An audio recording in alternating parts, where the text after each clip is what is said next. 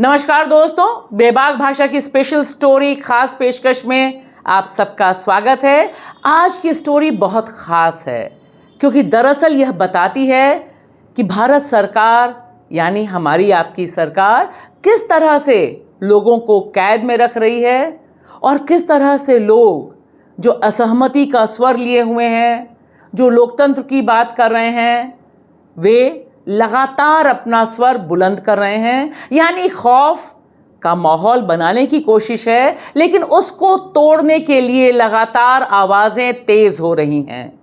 और यह मौका था नीलाभ मिश्रा मेमोरियल लेक्चर का, और मौका था 7वां मेमोरियल लेक्चर नीलाभ मिश्रा की याद में, जिसे दिया देश विदेश में अंतर्राष्ट्रीय स्तर पर ख्याति प्राप्त सुप्रीम कोर्ट की वकील वृंदा ग्रोवर ने, और उनके साथ चेयर किया जीएन साई बाबा ने।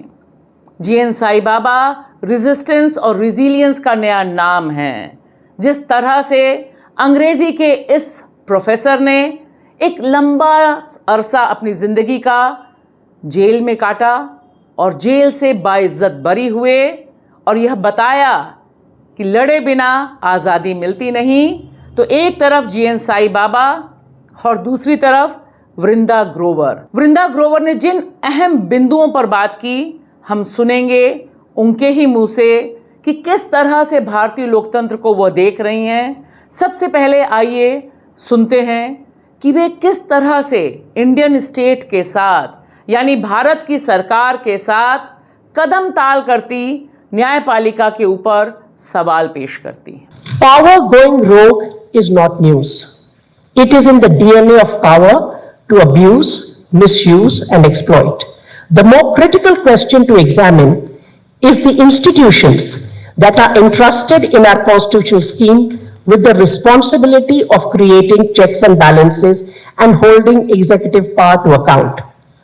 The answer lies in a close and constant scrutiny of the role of these institutions, and here I would imagine that the law and courts would be critical.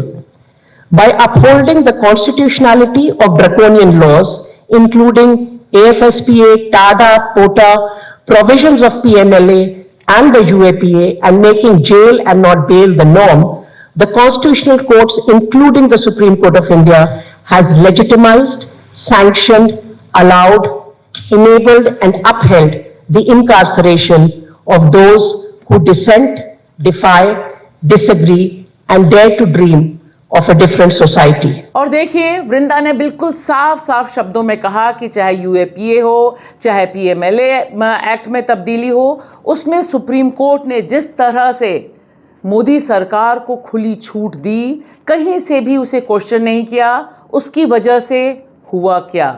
वह कहती हैं फियर इज रियल। ध्यान से सुनते हैं वृंदा। Fear is real. It is palpable and almost tangible, and it surreptitiously enters our mind and hearts through stray thoughts sometimes. और इसी क्रम में वृंदा चर्चा करती हैं न्यूज़ क्लिक के मामले का भी, और बताती हैं कि किस तरह से चिलिंग इफेक्ट नीचे तक पहुंचाने की कोशिश हुई कि जो लोग सच लिख रहे हैं, सच कह रहे हैं, उन्हें चुप कराने की साजिश। सुनिए। Early morning of 3rd October, when phones rang and at least 40 journalists and activists had the police knocking on their door, many of whom mentioned even in the FIR had nothing whatsoever to do with the NewsClick portal, which was being targeted, was to spread the tentacles far and wide.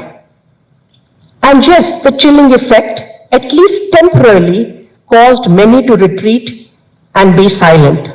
और इसी क्रम में वह बात करती हैं कि कैसे स्टेट इनकार्सिनेट करता है, यानी कैद करता है, बंदी बनाता है। The incarceration project that the state is pursuing relentlessly, emboldened by the court, aims to mutate the rights-bearing citizen to a subject and transform the argumentative Indian to a mute spectator. कैद में रखने की बात हो, father Stan स्वामी का जिक्र ना आए, ऐसा कैसे हो सकता है?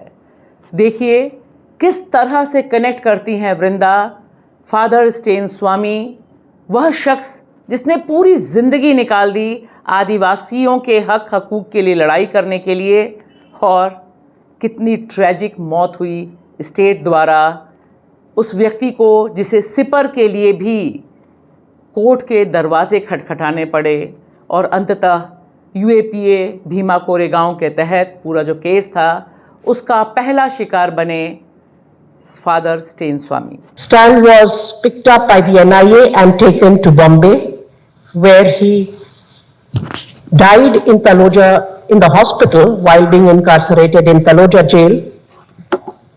So we have a Jesuit priest who sought the release of Adivasis from prison, suffered a custodial death due to false implication and criminal negligence by the state. Sai just reminded us to remember not just the icons of the human rights movement, but many others who are incarcerated, as Father Stan was drawing our attention to the same. और ताज़ा तरीन मामला है कि किस तरह से दिल्ली के लेफ्टिनेंट गवर्नर ने अरुंधति राय सहित कश्मीर के प्रोफेसर पर, रिटायर्ड प्रोफेसर पर यूएपीए का मामला दर्ज करने की अनुमति दी, और इसका जो लीगल एंगल है उसे बखूबी समझाया वृंदा ने, सिर्फ ये कहते हुए कि 14 साल पहले जब ये मामला दर्ज हुआ था तब यूएपीए नहीं था, अब लगाया गया है। क्यों? सुनते हैं वृंदा से। To a 14-year-old matter for a meeting held in Delhi in 2010. The case was actually not under the UAPA. The reason why UAPA has been brought in is because sections 153A and B, under which the case was and is, there is a period of limitation in law, and that period of limitation has expired.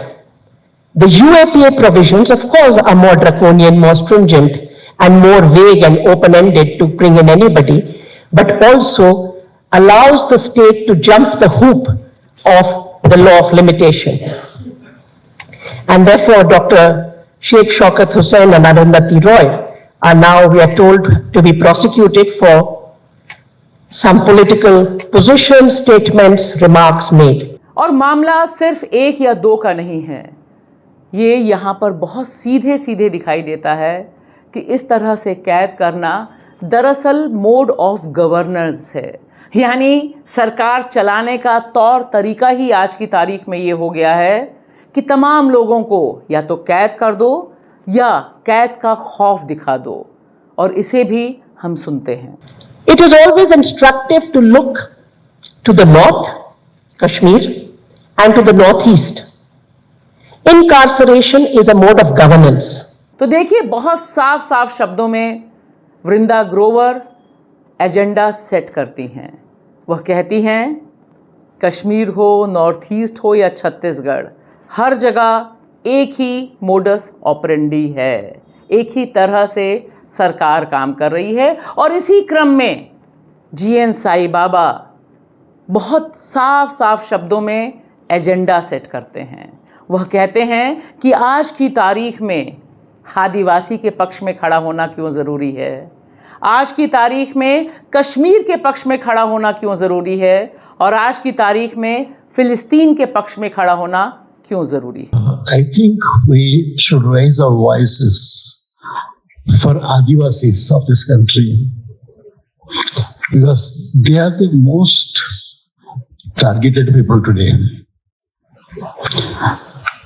I don't think, against the kind of situation we have to raise our voices against this kind of the target, and to finish them off or disperse them off from these areas. It's very important for us. And also, today we have to raise our voices collectively for the people of Palestine. Palestinian people are fighting for all of us, the kind of freedom that we want, the kind of humanity that we want to march forward. Today they represent all our hopes and aspirations, so we should firmly stand up with them and raise our voice. Today we should stand for the Kashmiri people. So our voices for all these people is a very little thing that we can do and bring it to before the international community. तो दोस्तों, यह जो special show है, यह dedicated सिर्फ नीलाभ मिश्रा की स्मृति में हुए उनके जन्मदिन पर होने वाले एक आयोजन भर की बात नहीं है। यह बात है कि लोकतंत्र को जो बचाना चाहते हैं वे ताकतें कौन सी हैं। उसमें कुछ बड़े नामों को हम जानते हैं, लेकिन चाहे वो फहाद शाह हों, जो कश्मीरी पत्रकार, कश्मीर वाला, वो जब बाहर निकलते हैं तो क्या कहते हैं। आनंद तेलतुंबड़े, वे जब भीमा कोरेगांव मामले से बाहर निकलते हैं तो वे क्या कहते हैं। सुधा भारद्वाज, अरुण फरेरा, जावेद, बहुत लंबी लिस्ट है ऐसे अनगिनत लोगों की जो अनम्यूट कर रहे हैं डिसेंट को, यानी असहमति, विरोध के स्वर को तेज कर रहे हैं, क्योंकि वही कसौटी है हमारे आपके और इस देश के जिंदा रहने की। शुक्रिया।